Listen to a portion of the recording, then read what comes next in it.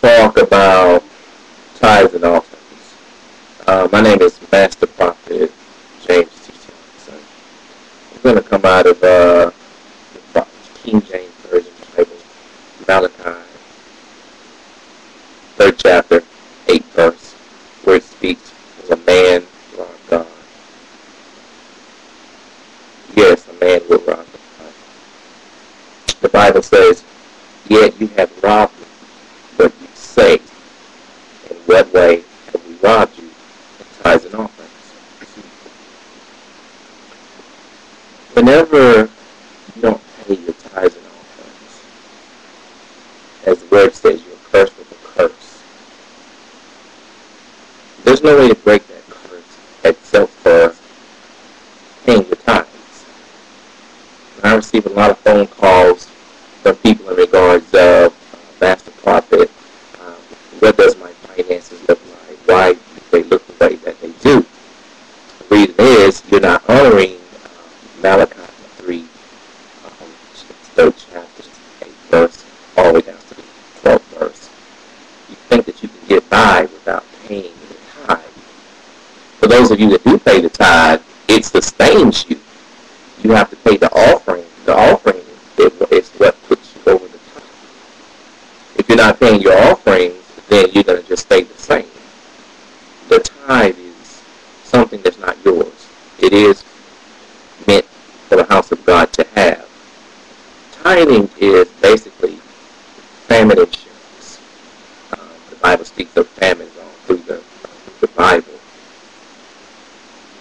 You can't beat tithing. You can try it, but you're not going to hold on. You're not going to last.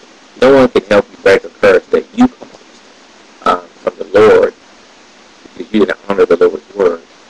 As I said, the seed, sowing, and reaping and paying the taxes will feed you.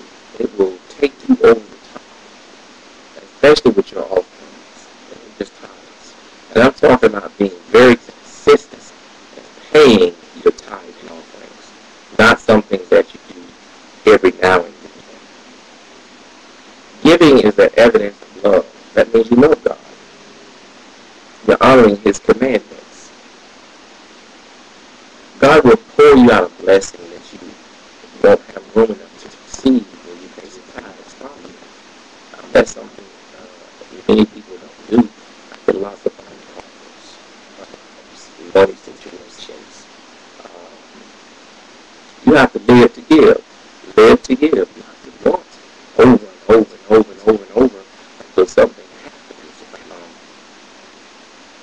Giving is supposed to be a natural occurrence for the people of God. There are a lot of people who love God, so it's not a natural occurrence. So once you learn how to tithe and pay your offering, God will know how to bless you. Other than that, you're just being selfish. You're taking away from your own family. That's what you're doing. You're taking away from yourself and your family. The seed will feed you. God will give you a 100-fold blessing just from you paying your tithes and offerings. Many people we have to convince just to do that. People are always talking, that the preacher's always talking about tithes and offerings. The reason is because we love you. And if you're not tithing, you're not giving anything to God, then what can God give you back in return? Nothing.